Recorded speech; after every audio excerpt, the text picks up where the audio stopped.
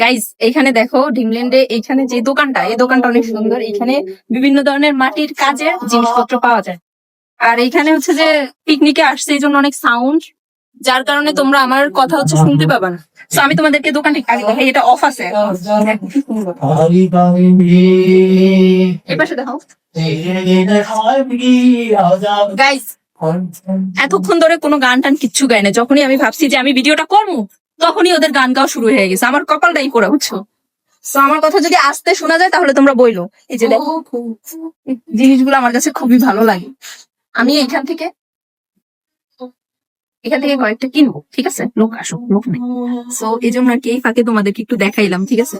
আর ওদের অত্যাচার, আমি যদি বুঝতাম যে এখানে পিকনিক চলতেছে, তাহলে ওদের অত্যাচার মানে আমি এখানে কখনই আসতাম না, ঠিক আছে? তো যাই হোক, জিনিসগুলো তোমাদের কাছে কেমন লাগছে অবশ্যই বলবা। আর কিছু বলতে পারবো না, কারণ ওদের সুর বাড়তেছে, ঠিক আছে? টাটা।